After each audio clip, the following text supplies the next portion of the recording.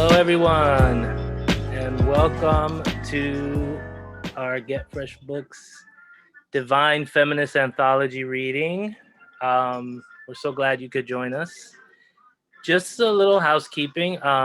You're all muted, and it'll stay that way just to avoid any noise or any interruptions while the readers are reading. We want our artists to obviously be the center of attention, right? So what'll happen is at the end of the reading, I'll go ahead and unmute everyone so you can hoot and holler and applaud, and if you have any additional questions for folks, okay? I'm Roberto Garcia. I'm the publisher of Get Fresh Books. I'm gonna be getting out of the way real soon and let Marina drive this thing, okay? But I just wanted to take a couple of minutes to talk about Get Fresh Books and our mission. Our goal is to offer a submission-free alternative for poets that are coming from underrepresented and marginalized communities, right? To be a viable option and a free option. We like that, right? So, what does that mean? Obviously, we do a lot of fundraising. We do a lot of applying for grants. Right now, we're going into a fundraising period. And if you visit our website, you'll see that we have two pages, one called Donate and another called Awards. You could donate to help with our operating costs, or you could donate to fund two awards that we will be offering, to poets. The Audre Lorde Award and the Dignidad Literaria Award. So please visit our website and check it out, okay? You'll be contributing to the hopes and dreams of, poets out there all over the world, right? I've been doing this now since 2016. It's 2021. And the feeling I get when I send poets that book and they're holding it in their hands, whether it be their first book or their third book, never goes away. It's so exciting, and when they post and share and we have the conversations, you really just can't beat it. So with that being said, I will now hand it over to Marina. And I will shut the music off first. 1 second. So we don't have to worry about that. And has to unmute. Excellent. Take it away. And let me just spotlight you. And we're all set. Thank you, everybody. I'm just going to give it a few seconds until my dogs leave the room, so that we don't have barking noises in the background. Even though I swear they're both divine feminists too, and they very much appreciate all of us here tonight. Thank you all for joining us tonight to celebrate an anthology that was a true labor of love, not only for me to curate, but I think for all of the 40-something women and non-binary folks in the work. It's probably one of the most beautiful and daring collections of work that I've read personally in I'd say contemporary poetry by women and queer and trans non-binary folks. I'm honored to have curated it. We're going to have a few of our very amazing poets read some poems from the anthology tonight, along with their own work. Several of these poets are published, or they have amazing careers in sort of other fields or industries in the world, which I think really speaks to us as individuals who are so nuanced, right? And so brilliantly artistic and creative in so many ways. This book is available now for order through Get Fresh Press. And all of the proceeds from the anthologies go to the Pink Door Retreat, which is a safe creating space for non-men, especially of color, queer, or trans experience. So we're very glad to be supporting them in their mission. And thank you all again tonight for joining us. It's a beautiful Friday. I wanted to be outside during this reading, except I knew my street's super busy, so we'd have a lot of honking, and I don't want to interrupt any of the brilliance tonight. So yes, thank you for joining.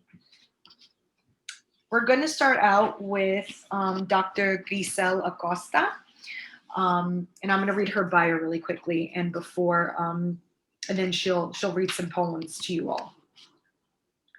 Dear Grisel, Dr. Grisel Acosta is an associate professor at the City University of New York, BCC, where she teaches creative writing and Latinx literature. She is the editor of Latina Outsiders, Remaking Latina Identity, and her first book of poetry, Things to Pack on the Way to Everywhere, is a finalist for the Andres Montoya Poetry Prize and out now from Get Fresh Books. Take it away, Dr. Acosta. Hello, everyone. Marina, congratulations on curating a beautiful anthology. Congratulations to all of the contributors. We're very, very lucky to be part of this. And we're lucky to be in your universe. And of course, we're all lucky to be part of the Get Fresh world as well. So gracias, Roberto, for hosting this amazing celebration. I'm gonna read my poem in the book and then a couple other poems. And for those of you who are a little bit younger or maybe just don't know about counterculture, I hope you do.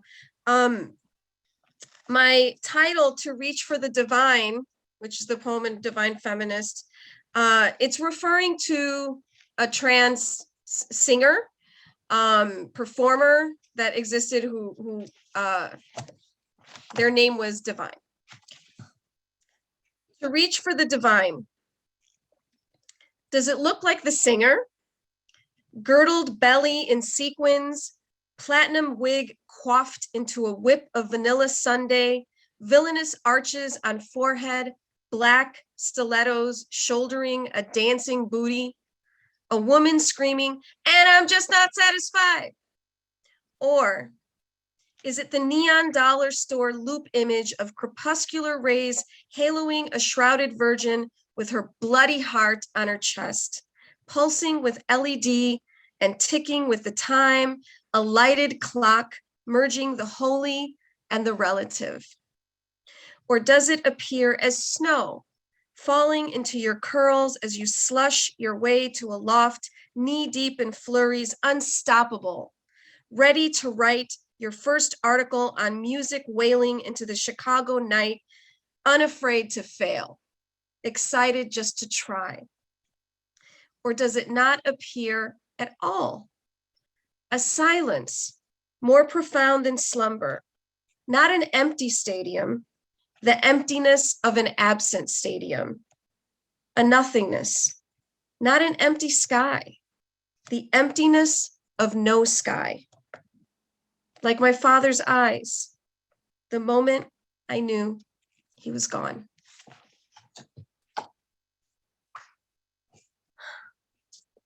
And I will never forget that moment. So I do think of it as divine. The next two poems I'm reading are from my book. Thank you for the applause. Things to Pack on the Way to Everywhere. But these poems that I'm reading are actually published in a couple of other volumes that I want to highlight. So the first poem is called Nothing But Us, and it's after the Lauryn Hill song. It's in the Lauryn Hill Reader, Nothing Even Matters, where she's singing about love. So I'm reading this,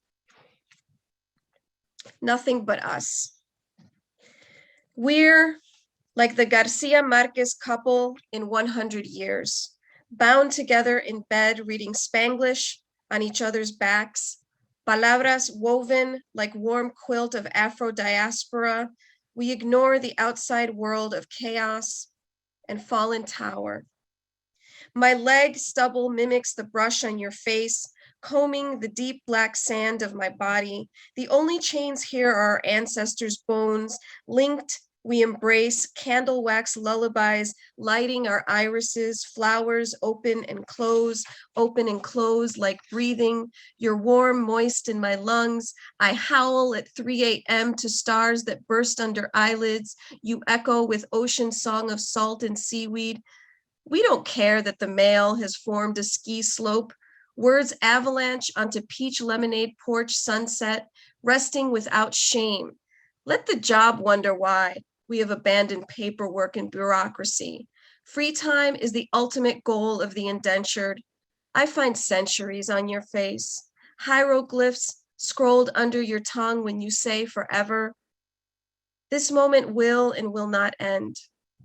Depending on the immovable mountain of dewy violets we gather and snuggle atop of, turning pink and purple ourselves with blood surfacing under brown skin, hot and laughing at any notion of what might wither.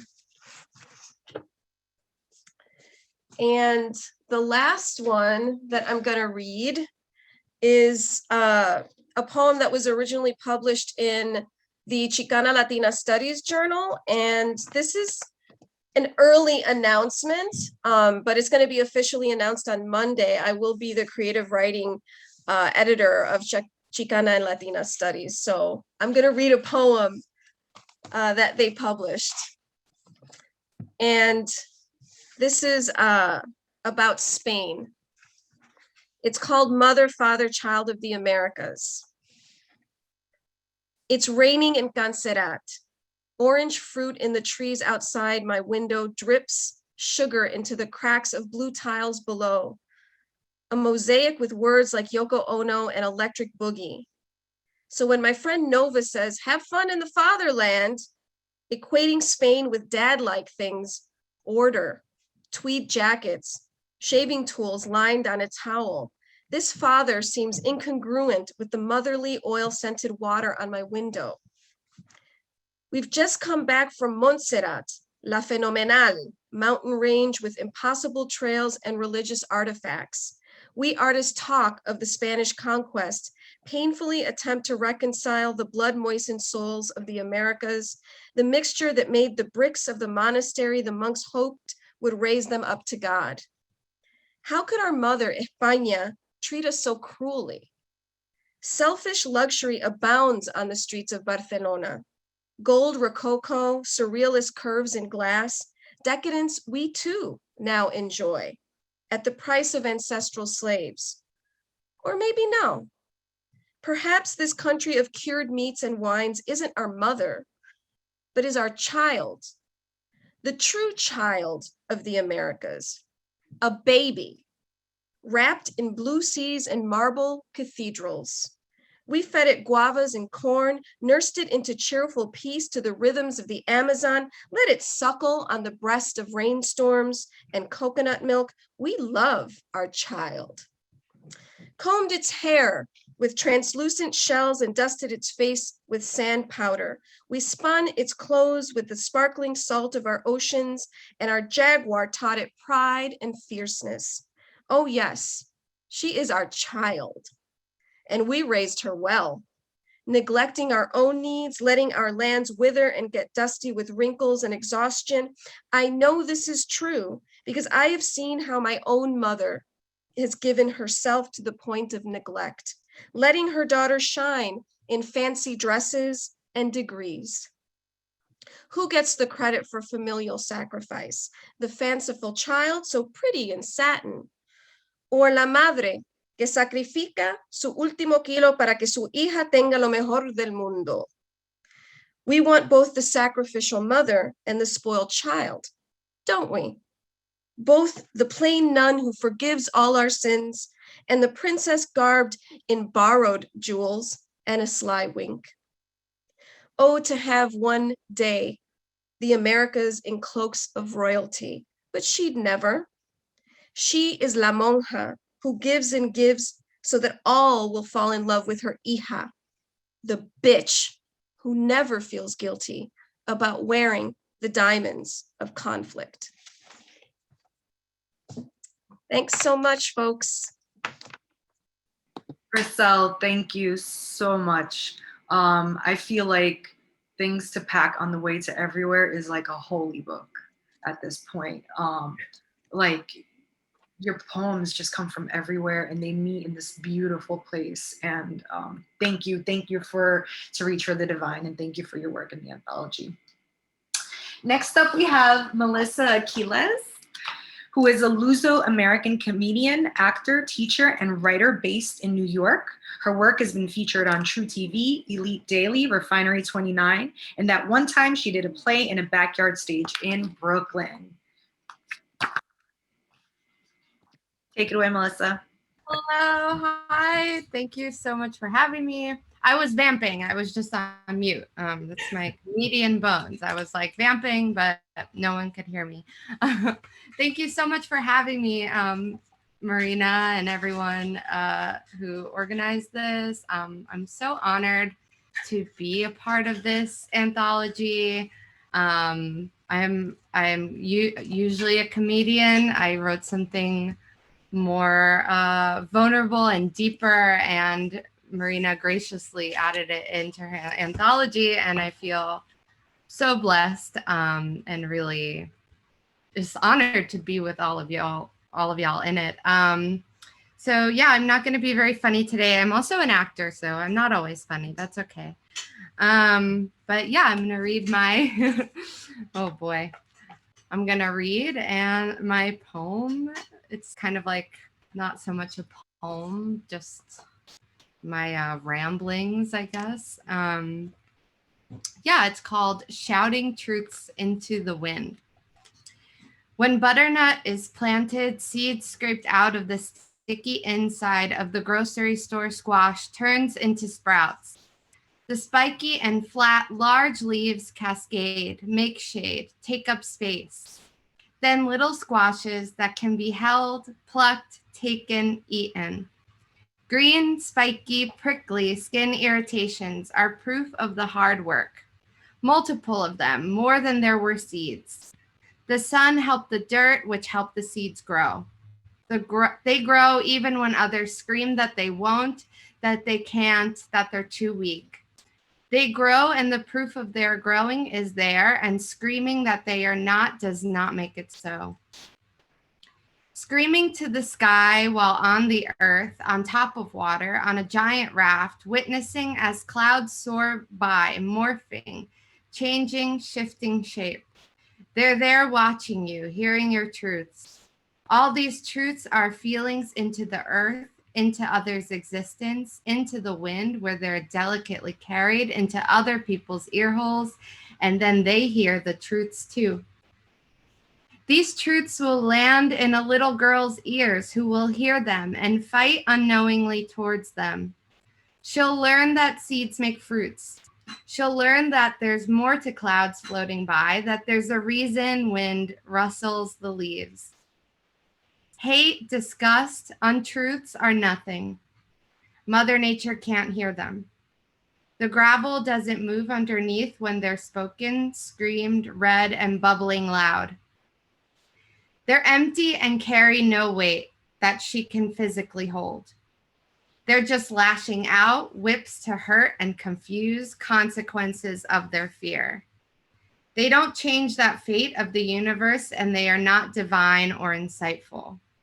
They don't make fruits, and they're not carried by wind. Truths subscribe to a different energy, a divine, vast, open reality that manifests in the world around us. The rhythm of the sounds of the leaves rustling on trees and gravel shifting, adjusting from weight as heavy as butternut squash, full grown, ripe, and ready. I wrote that in the summer. I took a class with Sybil Kempson, who is an incredible playwright. She writes incredible feminist plays, and she teaches a class on writing about details. And it's an incredible class. So that was what I wrote for that class. I'm not going to tell jokes. Marina asked me to maybe tell some jokes, but I cannot do that. I'm sorry. It's been a long quarantine and I've had no stage time. Instead, I'm going to read one of my favorite poems, which is just like a piece of one of my favorite poems by Fernando Pessoa, who is a famous Portuguese poet. And I'm reading it in English, so it's a translation, and it's only part of like a 10-page poem. It's called I Am a Keeper of Flocks. I am a keeper of flocks. The flocks are my thoughts, and all my thoughts are sensations. I think with my eyes and my ears, with my hands and with my feet, and with my nose and with my mouth. For to consider a flower is to both see it and smell it, and to eat of fruit is to understand its meaning. So when the sun is at its brightest and I feel guilty for embracing it, I stretch out supine on the grassy earth and close my sun-drenched eyes. I view my entire body lying firmly on reality. I know the truth and I am content. Thank you so much, everyone, for having me. I'm so looking forward to listening to everyone's work. Thanks. Thank you, Melissa. I think you did so really, really proud with your poem and with the reading. I always forget how much I love him until I hear him again. Thank you again. Danielle Bero is our next divine feminist who was born in Queens to hippie parents, given a dose of Shel Silverstein, Tupac, jazz, classic rock, and was the recipient of a Posse Scholarship. Nominated for the Daily News Unsung Hero in Education. She's won slam competitions at New Yorican Poets Cafe, Bowery Poetry Club, and Ubud Writers Festival. Is a Jack Straw Cultural Center Fellow and published in New American Writing, Sinister Wisdom, Lavender Review, Quiet Lightning, Mad Woman in the Attic, and Jute.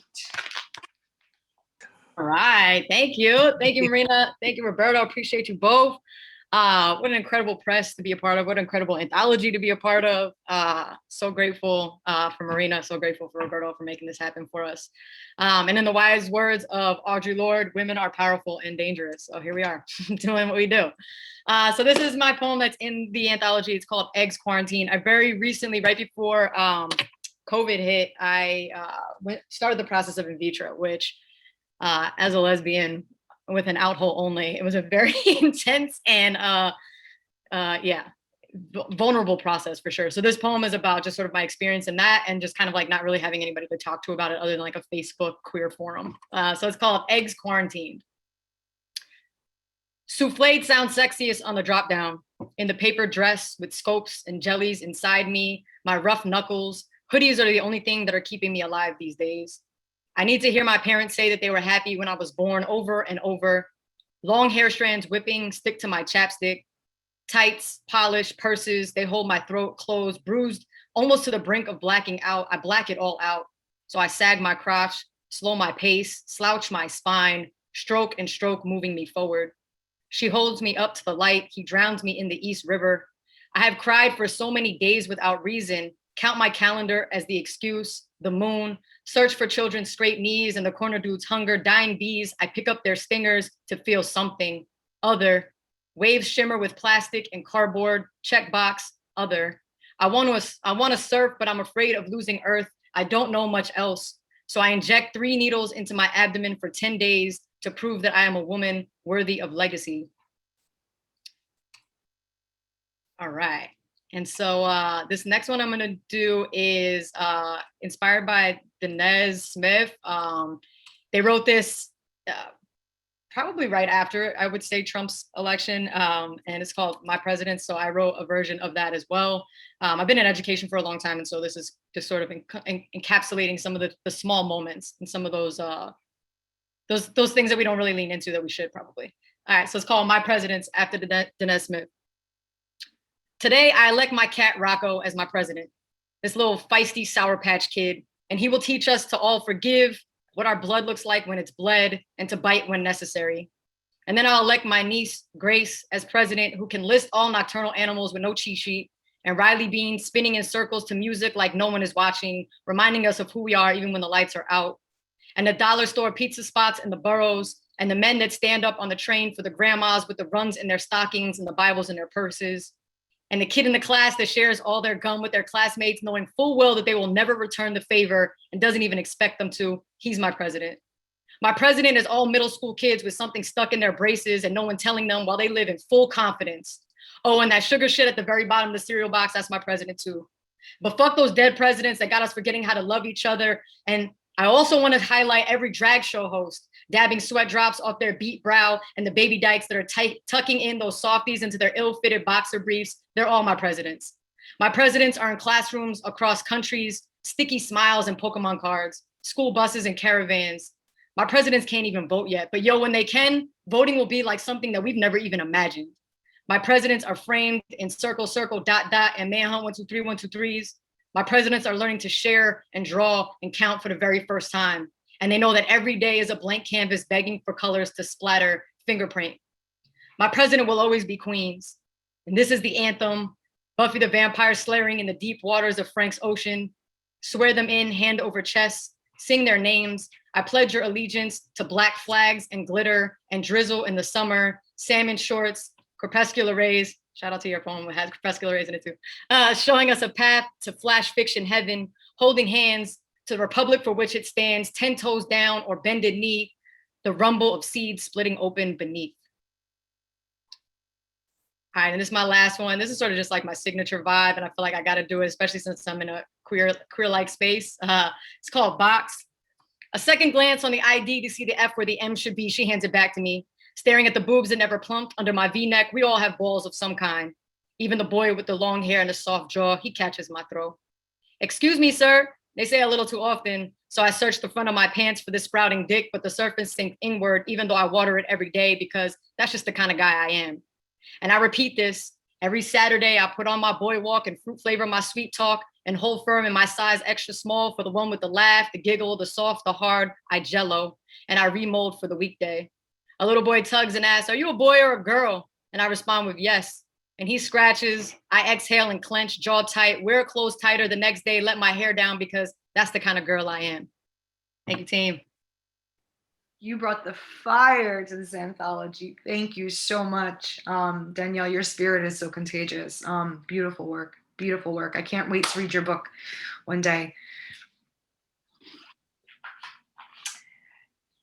Next is Mejia Chakraborty, who's an experimental writer based in New York City, whose work touches upon critical theory, identity, and postmodern philosophy. Other than talking to the many-eyed God, she enjoys comedy, traveling, and long walks across the ancestral plane. Thank you, Mejia. What's up, guys? It's been a really long time since I've done a reading, so I'm sorry if I trip over words a little bit. I have a lot of anxiety. It's like really, I feel so privileged to be among you all. Like your work has been, I shouldn't say the F word, your work has been incredible. And like, it's just like, thank you, Marina, for putting all of this together. I'm really like grateful. Okay, I'm gonna read now. Okay. The poem that was in the anthology, I'm gonna read that first, obviously, and then the other two I'm gonna do later. We know the formula, the algorithm, whatever. I want to give birth to my daughter in the land where the sun never dies. Long before the men dare come for you, I will offer a quart of my blood to the silkworms lacing through the small of my back. After all, how else is a girl to remain soft and strong? After all, we never see the bent stems of lotuses. Then I will leave the party with milk in my breast and call you honey after the other mothers drink you in. Warning, sometimes there are pink elephants. If you are thirsty, don't sip on what they give you. If you are hungry, swallow your fear. We will chuck stones at the moon and hope she learns our names, hope she remembers how they feel through her teeth. There will be a soft tune spilling out of her throat. We will hear it tell us how to be kind to ourselves, to forgive all our wrongs with a fairer heart. We will hear it tell us to be free. Then we look at the bodies nurtured by the wealth of farmland, sing grace at every table. Look at the blossoms reaching out of cracks in tin pots. It's okay if you don't have a word for grace yet. It's okay if you don't even have a tongue yet. That's how it goes. Sometimes it goes. The pale blue of yawning windows lining silent streets. It goes healing with a song, a touch, or the long absence of the sea. It goes breathing in the night air and passing time with the humility of an animal that goes, I'd like to go to the Amalfi and eat wild figs while I love you. And that's the end of the poem. Thank you. Okay, so I wrote that last year. I think I wrote it last spring, and then the anthology came through. Marina requested work for me for the anthology, and I was like, oh, I'll just shoot this off because I wrote it back then. It was pretty recent that I wrote it, so like I posted it onto my Instagram, and then it got like people liked it, so I was like, oh, maybe I should include this because people like it. So that's why I included it. I had a lot of fun writing that one. Okay, so the second one is, it's a postmodern adaptation of the American, the American Constitution, as well as, the Declaration of Independence. It's a postmodern adaptation for it. It's called American Jabberwocky, a Nonsense Empire, and the parentheticals say, an immigrant wrote this. We hold these truths to be self-evident that all men are created equal if they are heterosexual, white, broadly Christian, and their salary is over $1 billion, that they are endowed by themselves, not a divine creator, with certain unalienable rights, that among these are the acquisition of oil, both foreign and domestic, neo-imperial economic policy, and the right to dominate those of whom are deemed as lesser. That to secure these rights, governments are instituted among Wall Street, deriving their powers from gerrymandering and the fragility of human ego. That whenever any form of government becomes too empathetic towards its people, it is the self-designated right of the 1% to alter or to abolish the 99, and to institute a toxic ruling class of absolute despotism, laying its foundations on such principles of false dichotomies and self-worth based exclusively on monetary value and dependency upon it, and organizing its powers in such form as to them shall seem most likely to affect their safety and happiness, while everyone else must disappear. 2. It came from the Far East. East of what exactly? 3.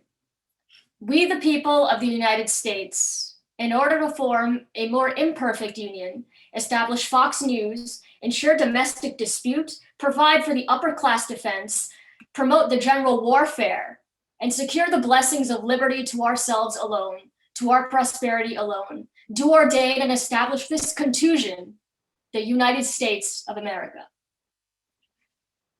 Okay, so that was the second one.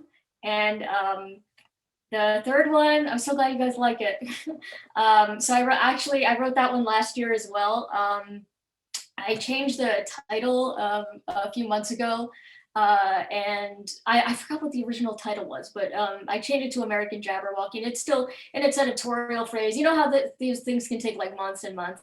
So like my editorial thing is like, I write it and then I wait maybe 6 months, and then I go back to it, and then I look at it again because I'm not the same person. Anyway, I'm sorry for giving you I don't know. Okay, sorry, I'm really nervous. I have anxiety. Okay, so the third one is called A Journey to the Most Unusual Objects in the Universe. Okay, so this one I wrote recently, actually. I wrote it 3 months ago. So, okay. She used to tell me that the way she made black milk tea was how her mother would make it too, and her mother before her. She tells me of a gentleman she knew back in the village. They called him Kalachan. They called him Black Moon on his death day. They said he passed on too soon. He died? Just like that? Huh, oirakom. Oirakom. Oirakom. Ha, moregeche. Just like that? Yes, like that. Kalachan, oirakom moregeche. Oirakom. Oirakom. It is customary in our country to not serve food at funerals, but after the cremation, we fold betel leaves into pan. With resistance, the leaf embraces its contents, and we recall what it was like during the coup on the Capitol. We recall quite vividly, witnessing the mob flatten a police officer against a glass doorway while the networks filmed it all. We recall his face ripe with the rush of blood and the crunch of his bones. Will they ever cease their hunger for power? We recall our flight just months prior to the riots, airplane food punchlines filling our trays, our bellies like, oh, we fly right over Oaxaca, my tongue in my boca, this life got me loca. I don't care much for wealth, for I've had it all before in another life long ago. Where I am going, I will have no use for all this gold. After supper, we turn in. We sleep soundly, like small children after a glass of warm milk. We like it like that. I see, I see, I see, I see. I dream of ransacked hotels, of cathedrals in flames by the Seine, of cocktails at the Swan, of watching the clouds and all their rain. Do you know what the future holds? Je ne sais pas, ne t'en faut pas. Do not worry, drink this, take my hand and join me in the clouds like this. Comme ça. Je ne sais pas, ne t'en faut pas, comme ça. Have some of these candy twists. They aren't liquor exactly, but they are licorice. Is the taste too strong for you? Are you liking it? Yes, I am. I like it. Comme ça. Comme ça. Comme ça. Ne t'en faut pas. Comme ça. And that's it. So I hope that you liked it. Again, it's like really a privilege to be included among everybody. It's like I'm having so much fun with all of you, listening to all of your great work. It's incredible. And again, thank you, Marina, for putting all this together. So let's move on, and I can't wait to hear the rest. Go off here. That was amazing. Oh my goodness. Damn, these poems just keep coming, and this work is so beautiful and holy. I feel like this is scripture. I feel like I'm in church. This is everything. Our next reader is E.J. Colen, whose books include What Weaponry, a novel and prose poems, poetry collection Money for Sunsets, finalist for both the Audre Lorde Prize in Poetry as well as the Lambda Literary Award, and book-length lyric essay, The Green Condition. Nonfiction editor at Tupelo Press and freelance editor, manuscript consultant, queer artist, teacher, editor, writer, fantastic human. EJ teaches at Western Washington University. EJ, thank you so much for your poem in this anthology, and I'm so excited to hear you read. Thank you for that. And I was like, oh, I'm not paying attention to the alphabet, but please don't let me have to follow that. But here I am following that. And I realized also, Danielle, you look so familiar, and I saw you read for Jack Straw in Seattle a couple years ago. So you are familiar. Yeah, that was a great reading. All right, so my piece is called To Be Let Loose. And again, thank you, Marina, and thank you, Get Fresh Books. This is a fantastic thing to be a part of, and I'm really happy to be here. To be let loose. To be let loose is dream and humming, loose from the ticked face and foot-socked wool against the Pacific. To take her under salt baptism, start the clock again, wail. Who decides what ends, please? Who decides the ends? Don't ask about the stones lining the mantle. Don't raise the past or ask this ends. Don't define the nebula where the soul's called in, where the spun end eddies the river, the sky. We learn too late the dusty pinhole, the feeble summer when the plate mines the fruit for seeds. When we carry her dress to the river, when the river swims through in the shape of a girl. Emancipation is again the silence, all our belongings, shirts reversed, and what's buried. Find how gravity takes over into night, the dumb heart sunk, the dumb heart sunk. Each moment occupies the room in between and the length of road. She draws a line between her shadow and mine. Mine, she says, yours. Out in the night, a coyote screams loud as its kill screams loud. This limbo set against our crush of faith and what we tell to continue. I am loved here, I am held, I am real. Don't ask about the stones on her chest. Don't ask or when you'll see her again. Don't shake the map. Don't say, here we are. Don't hold. The river rises and the shots ring and fur gathers with fur against the book stacks and splintered wood, and her hair gathered again in a fist of raw panic at the neck of time. Here we are, freed from the shock of love. Shock is the will leaving the body again. Don't ask about the dress or the stones or the body in the bed, the wet flesh in the bed of the river, taking up space that the stones will fill once the body is gone. And then I'm going to read one from this book, which is a couple of years old now. And I haven't read this particular poem in a really long time. So I just flipped through and decided on this one. This is Red Angles of a Curious Past. So much of who you are is in this shadow on the wall. Bullfight hunger and me, stupid in my best red shirt. Arms outstretched against the leaden slag of a century's wear, a century's seen bloodbath, violent rigor, bent horns blister, and all of that. Of light striping the eaves, a population of swallows flower and retreat, and you're with them, listening for the scrape of exit, bone-colored flap of the replacement board. Hear how it whistles high-pitched like the brittle failure of 100 conversations. See how the brain chamber empties, loses its vault of stars backwards into the hay. And then I was inspired by Melissa reading someone else's poem because it's May, and one of my very favorite poems is titled May.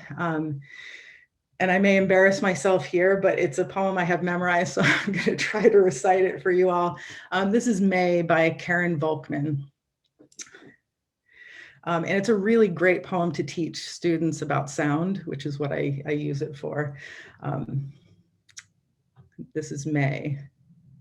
In May's god gown and ruby reckoning, the old saw wind repeats a colder thing, says, you are the bluest body I ever seen, says, dance that skeletal startle the way I might, radius, ulna, a catalog of flex. What do you think you're grabbing with those gray hands? What do you think you're hunting, cat-mouth creeling in the mouseless dawn? Pink as meat in the butcher's tender grip, white as the opal of a thigh you smut the lie on. In May's red ruse and smattered ravishings, you one, you two, you three, your cruder schemes, you blanch black lurk in blood, the pallid bone and hum scald need, where the body says, I am, and the rose sighs, touch me, I am dying, in the pleat petal purring of mouth-weathered May. Thank you. EJ, that whole reading is just gorgeous. Oh my God, that last poem is breathtaking. If you could put the poet again in the chat and the poem title, that's so, yes, I have to add that to my teaching roster and just recite it to myself every night because it's so beautiful. God, that was beautiful.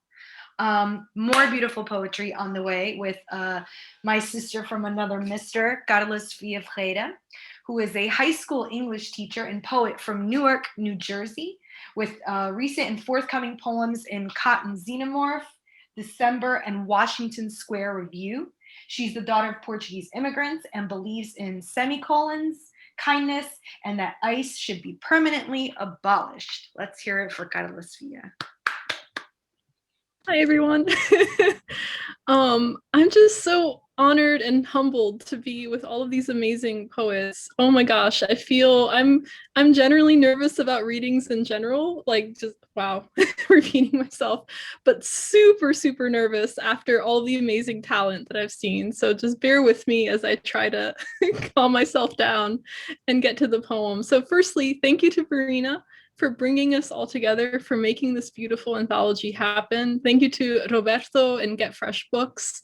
It's a really extraordinary press, and I just feel so, so grateful to have one of my poems with Get Fresh and in this anthology with all of you. I just, y'all are amazing. So thank you for being my heroes. Thank you for being amazing poets and for inspiring and frightening me. So I'm gonna get into my poem Advent, which is a poem I wrote for and about Newark. I definitely should have. There we go. Should have put a bookmark. Did not. All right, so this will be my poem from the anthology, Advent. Beneath what sterile light would lie a second grace. These days hasten toward winter without promise. Each street now becomes silent with the echo of what is not speaking, not even awake. The river's surface nearly frozen, the dried roots of trees almost emerge. At a bus stop, a mother is waiting as the light rail crosses the city as it breaks between pitch dark and early dawn. Knives in wind cut corners as lights dim in the nearby suburb. All is silent, but so little bright. So that was one of my poems for NORC, and I'm just, again, super grateful that it made it into this anthology. I'm gonna read one poem that I haven't published yet, and I'm kind of riffing off of a now long dead Jersey poet, William Carlos Williams. I decided to go off of the theme of divinity. This one is a little bit like blasphemous though. I'm not sure to whom it's blasphemous, maybe the Catholic Church, who knows, but we'll see. So this poem is called Ode to the Empanadas on Pacific and Elm, with apologies to William Carlos Williams. Please forgive me. I did not ask the internet permission to call it a bodega, the small corner market, less than a 2-minute walk from the 3rd floor apartment on Pacific. No less than I was allowed to let my Cheeto fuzzed fingers fold over the pleats of my crisp maroon and gray skirt.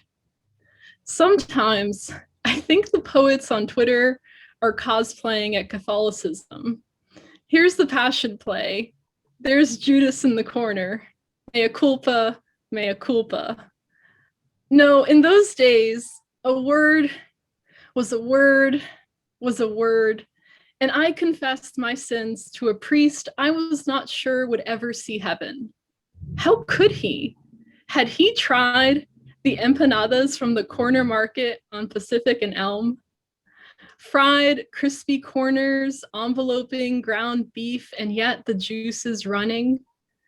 Was this not absolution? I believe in small and human graces, the pleasure of lunchtime in the crowded cafeteria, the salve of antibiotic on a skinned knee, water from the rusty faucet after the kickball game on the asphalt parking lot.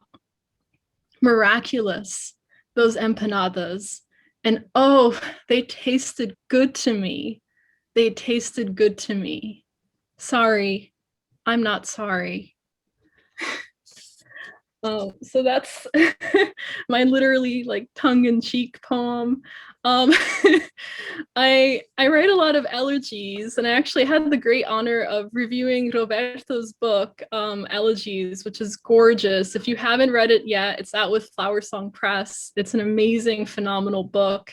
And it's filled with all these beautiful elegies that really, I think, function as odes, just celebrations of the person who's been lost. And so I had this elegy that I wrote for my aunt, my tia Madalena, who died actually before the pandemic happened. So it was a grief that kind of bookended this whole really miserable year. And so anyway, I won't give it any more preface. I'll just run into the poem. It is called Elegy with the Zait y Pão de Ló, for tia Madalena, Rita, Tiago, tio Marcelino.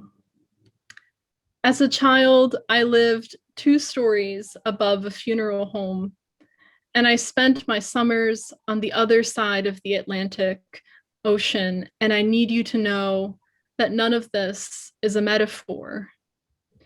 I need you to know that when I tell you, my tia Madalena had a voice that sounded like 100 church bells, and that she washed my hair one July morning with fresh olive oil, that the olive oil was real, and so were her hands in my hair.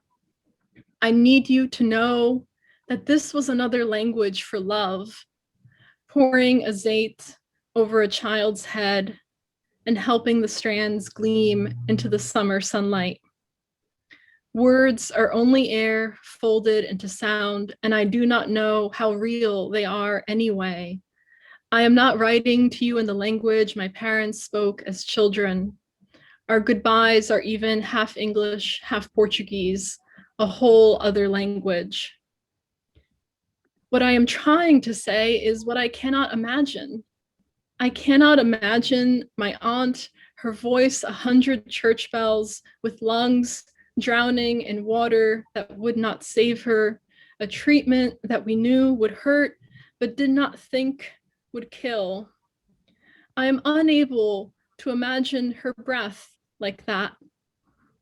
I can only hear her voice calling my name, Carlinha, and I think every year I am losing someone who calls me by that name, whose tenderness is warm olive oil in my hair and not merely empty words and air. I am an ocean away when she dies and my parents go to the house that is empty without her ringing voice. Tio Marcelino serves pão de ló, a cake of 5 ingredients and mostly air. The hands that make it need to firmly whip the egg whites and then gently fold them so the dough contains enough breath to rise. It is careful work. My father asks, "The cake is good, where is it from?" And then regrets asking. Tia made it the night before she died. And I wish this were all some kind of metaphor, because then it could be a bad poem and not a terrible truth. For a child who grew up only a few stories above so many funerals, I am an adult who is so childish about death. I keep making up this story that I will go back one day to the home of those summer weekends in Le Bruges, that I will ring the bell only to hear her voice filling the air. Instead, what we keep are these echoes of her hands, working firm and gentle into a kindness that still cares for us, that still calls our names. Thank you so, so much. So wonderful, so gorgeous, so beautiful. Darla Sofia, your poems always remind me of home, the home that occupies my imagination, the homes we're from, right? I'm always brought home by your work. Thank you. 3 more divine feminists. Thank you all for staying with us and for helping to celebrate this important and beautiful anthology. Up next, we have Anne Hagerty. And Anne, I have your bio here. Anne Hagerty is a poet, editor, expressive writing mentor, and therapist in training who works with a variety of literary nonprofits focused on historically marginalized voices. Visit 31annotations.com for links to other publications and to connect with her. Another sister from another mister. Anne, thank you so much. Thank you, Marina. Thank you, Roberto. Get Fresh. Thank you, all you poets. I'm still wiping tears away, Carla, from that last poem. It just freaking slayed me. So now I'll try to pull it together to read. I love this anthology so much, and I'm so just honored and blessed to be a part of it. I love how our poems are all in conversation with each other. And I just wanted to show, when I opened up the book to my poem and I saw this photograph next to it, I was like, yes! I got such a cool work of art next to my poem. So I just wanted to highlight that by Carla Curie, an untitled self-portrait. So I will start with my poem from the Divine Feminist, which is called Coffee with Goddess in Silence.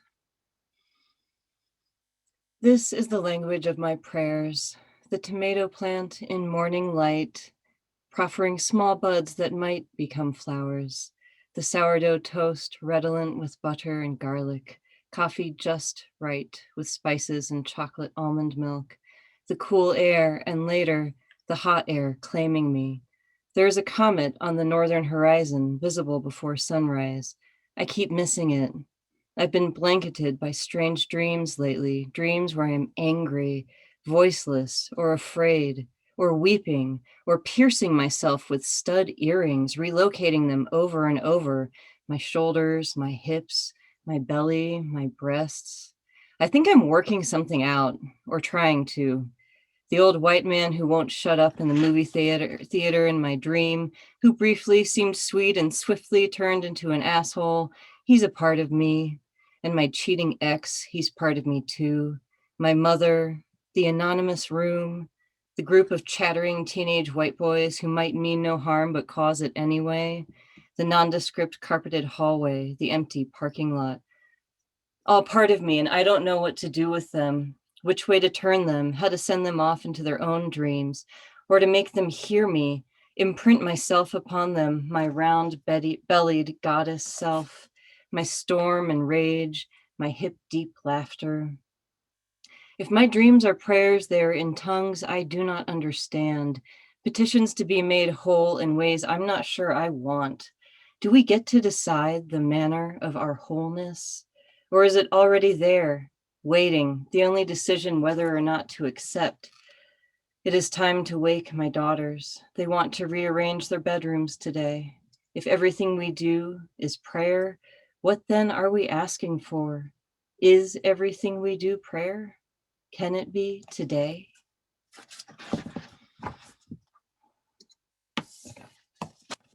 And I wanted to read a poem called Visitations that was published in a Donna literary journal like a million years ago, or maybe like 5, I don't know. Pretty sure time has no meaning anymore, but thank you, Adana Literary Journal. Visitations. All my dead are coming back to me today in the form of white cabbage moths wandering our garden, swooning across the broccoli leaves, leaving eggs to make sure they can keep returning. They love late July sunshine, slight wind, distant blue. You could almost believe these few minutes together are all we need.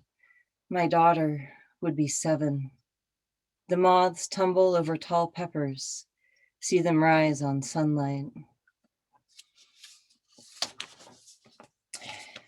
Time is so relative. Yeah, time doesn't even exist anymore. I'm done with time. So to close it out, something completely different. This is a poem called Now Listen Here, Heart. If you don't stop this sorrowing, I'm going to break you down completely. I'm going to take all your bright red pieces, compress them into discs exactly 1.5 inches in diameter and 1/4 inch thick with a hole in the middle, and I'm going to use them to start tomato seeds. You heard me, tomato seeds. Fox cherry, yellow pear, Cherokee purple, a Brandywine heirloom, so you can learn what it's like to bear real weight. I'm going to tell you right now, all you're good for is starting things. That's your job, to serve as mulch. Let some roots chart your atria. Let a green vine sprout. Fucking blossom already so a globe can grow. One I can call sweet and eat in the sun. Thanks. Mwah. That was the sexy ass poem, Anne. That was so good. I don't know what that means about my idea about romance, right? But it was beautiful. Your work is like your poetry, your poems are like psalms. And I thank you for letting me include one in the anthology. Darla Himeles is the author of Flush Enough and Cleave, both out now by Get Fresh Books. She lives in Philadelphia with her wife, daughter, and 2 orange cats. Darla. Hey. My heart is like opened wide. What an amazing night. Thank you, Marina. Thank you, Get Fresh Books. I'm going to start with my poem from this beautiful genius anthology, Divine Feminist. This is called My Dear One, My Dear Love. Even you human animal concede. It is spring. It is spring. April daffodils and cherry blossoms and wide, bright sky soften the edges of everything. All roads this year, under the surge of blue mottled clouds, lead to contagious hospitals where wet gowns hang for reuse and lungs stiffen atop crowded cots, upright humans scurrying and praying, suds and basins, and salt streams mined through the heart. Street runner, dog walker, dodger, even you concede darkness divides dreamer from dream when dystopian maps broadcast thousands of kin breathless and dying. It is spring, and night sweats twist you up in peach cotton sheets. My dear one, what if frenzy fails you? What if now and now love settles a warm, steady hand on your lucky rise and falling? My dear love, the wind strengthens you, and I am right here, woods runner, street runner, my dear human sparsely furred and tender, by these roads to contagious hospitals, by these roads to dust beds where new-eyed fawns quietly rest. In thinking about tonight, I was thinking about the divine and how the divine lives in love and in self-love and absolutely in queer love and in sex and in self-sex and absolutely in queer sex. And I'm going to read a poem called God Dildo, which is from my book, Cleave, out with Get Fresh Books. God Dildo. I put you in when I want to. I grip you like a stick shift. I control my breathing. I plunge you in and rip you out like laundry in a bucket. You hide in the closet. You smell sweet like me. You pretend you love me, but I could never love you, oh phallus, oh needy, oh moody one. Tongueless, mindless, heartless, your wholly plastic, wholly function. Do I praise that you don't abandon me, non-biodegradable imposter of a dick? I praise my lover inside me, rocking my hips with her nibbles and licks. I'm going to finish with a poem called Dear One, which, thanks y'all. I wrote in the midst of the great unknown of trying to conceive with my wife, which was a years-long journey. This poem was written before I knew if we would ever succeed. Dear One. When we slow dance through the house, the rug scratches our feet. Its borrowed fibers, reminders of all we do not own. And what does it matter? We have you. Kneaded bread dough never smelled this good, not even baking or cooling into its crust. Down never felt this warm, not even in February's blizzard when we sweated our love beneath it. Child, you have made this afternoon as sweet as life can be. The sun lights our calves like citrine, our hair like cosmos, our eyes like caramel glaze. You, in your real flesh, pudgy arms and slick round lips, are a vision we believe, the ether to which we cleave. Thank you. Thank you, Darla. Cheers to queer moms and to queer women and to queer families and to queer love poetry. Thank you so much, Darla. And thank you for putting all of your love into your poetry. I always feel it when I read your work. And last but not least, we have Andrea Mejia, who is a Peruvian American writer from Elizabeth, New Jersey. She is an advocate for social justice and empowerment through sexuality and femininity. Thank you so much, Andrea, for your work and for closing us out tonight. Hi, everybody. I'm so excited to be here. I'm really nervous. This is my first time doing anything like this, but I've had such a great evening. I can't believe that I get to be part of this beautiful collision of amazing minds. Thank you, Marina, so much for letting me put my work out there. I'm gonna read the poem that I wrote for Divine Feminist. It's called Woman, but it's not only for women or people who identify as women. It's for anybody who just has ever had a person in their lives who you need cleansing of. Okay. I said, hold on, baby girl. What the fuck is you doing? You gonna turn to a squirrel all the nuts you be screwing. Yeah, you want change and you want guidance, but the way you portray yourself directly guides them into your waters and into your oceans. You invite them inside with all of your potions, but they just want to make you their slave, swallow your soul, take you to the grave, and deal you around with the Satan hands, screaming mad loud, saying, I'm the man, because they just want to object and oppress and talk mad shit while they feel on your breast. But woman, you are a powerful one. You lead by the stars, the moon, and the sun. So next time he call and next time he texts, you gonna tell him what's good with that patriarchy hex. Thank you so much. This next poem I'm gonna read is, it's called For the Emotionally Unavailable. And just on the same theme of clearing your aura. Okay. You're stuck on your ex and he's stuck on his ex, and I'm stuck on the both of you like peanut butter on the roof of my mouth.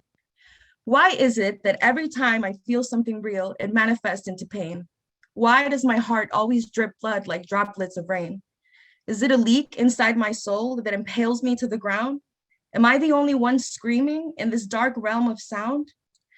I mean, there's light sometimes, those tiny moments I wish I could expand.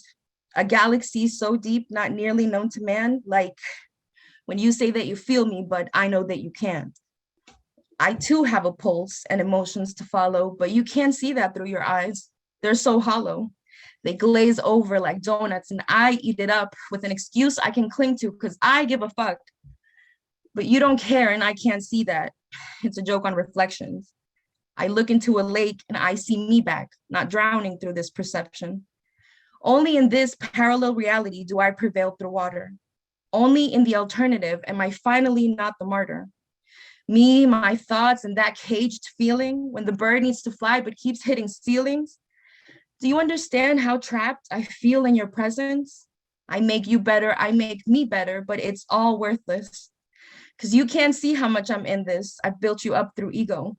Laying solid foundations like architects built this. I'm always the fake hero. And you're my landmark, the one I founded. But look around me, I haven't found shit. But I'm not looking, no Craigslist entry. They always say it's like God sent me, but I'm not your angel and you're not my blessing. So why am I the only one undressing? And not just clothes and physicality, but actual souls and love and family. I guess if you really meant what you said about the past, I just wouldn't be the one that gets to finish last. Thank you. And on the theme of my constant heartbreak, but maybe a little happier, this one, it has no title, but I'm thinking of calling it Happy. A happy face, a happy face, a happy face, a smile. I laugh out loud, I joke around, but deep down there's still sorrow. I lay awake in bed at night like this is what will follow. No sleep, just thoughts and all the vibes. I ain't got shit to do tomorrow. So whether you hear my voice or listen to my spirit, my clock will only tick for the ones that see it clearest. And in the distance, I still see the memory about you, but I can't make it out. Real talk, I see better now without you. Thank you so much. Thank you, Andrea. That was amazing. It's so funny. It's like my dogs are howling in the background and I feel like they're moved by your words too.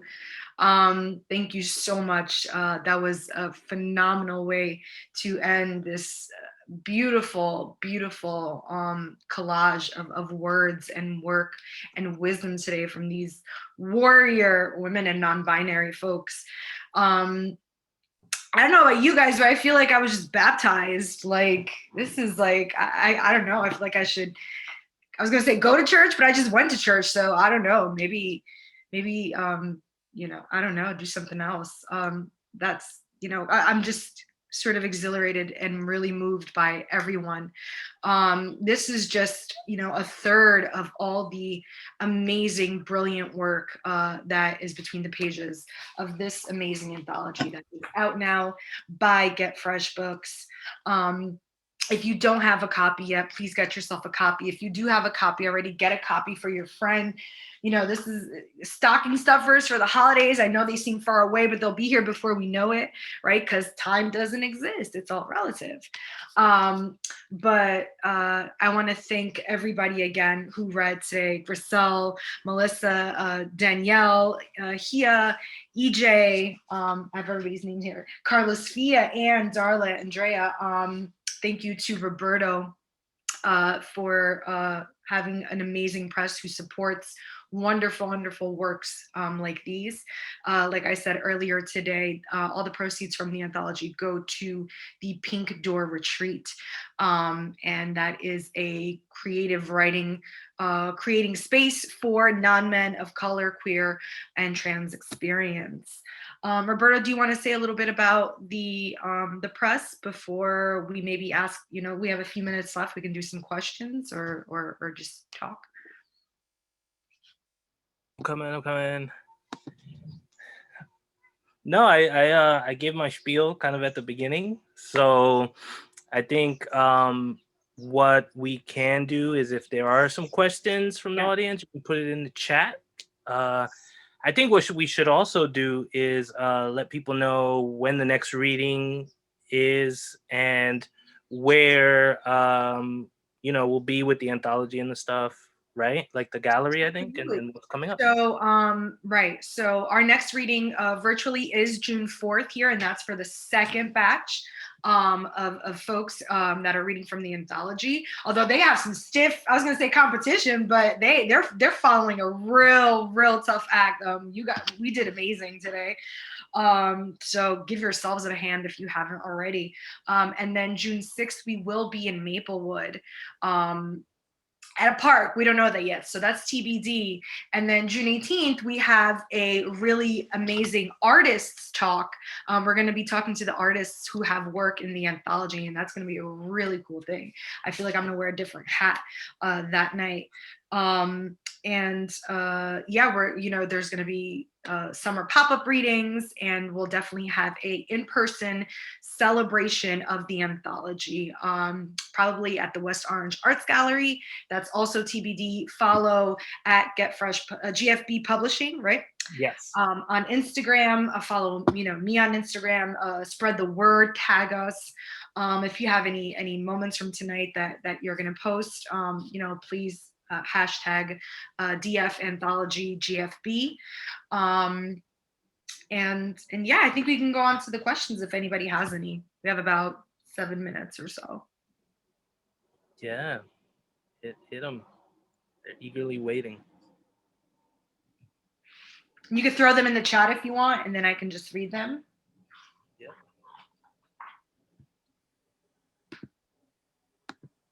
And thank you everyone again, showing all this awesome love in the chat.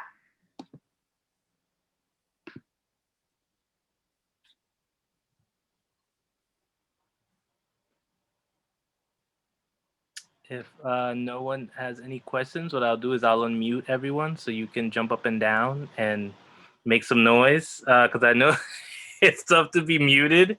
Yeah. Let me do that. Hold on.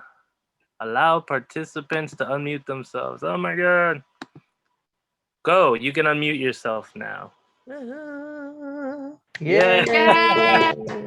Hi. Thank you, Marina, Roberto, and everyone. No doubt, no doubt. Thank you so much. Thank you, Marina. Just want to say how amazingly talented you guys all are, and you know, how grateful it was to be introduced to your other poetry outside of the anthology and hear you know, what else you guys are working on, and it's dope stuff.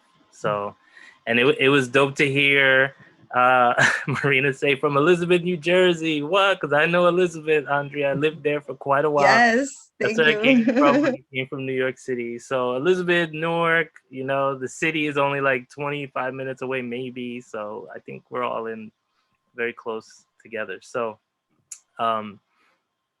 Marina, I'll let you, close it out if nobody has any other questions. Unless you have anything else to say, you got to unmute though, because. Yeah, I've been doing this for a while now. If all the poets want to drop their social media handles or links to their books, that'd be really awesome. Please share with all the folks that are here today, so they know where to contact you, where to find you, where to follow you, where to support you, support your work. Like I said, I know we're all creators in so many different capacities, and I know we all follow each other. So yeah, drop those handles and that information in the chat, so we can continue connected. Like I said, June 4th will be our next batch of readers. It's going to be fantastic as well.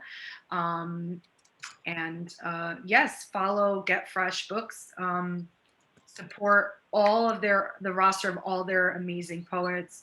I can't say enough about how amazing the press is, and how much it's leaving a mark, I think, in the literary world. So Roberto, kicking ass and taking names, and I love all the names. Awesome. Thank you, Marina. All right, everyone, please have a wonderful evening. Take this energy and rock out with it. Thank you so much for being here, and it is a pleasure to meet all of you that I have not met before. Please don't be strangers. And come out, to the events and chat us up on social media. We love that stuff. Have a wonderful night, everybody.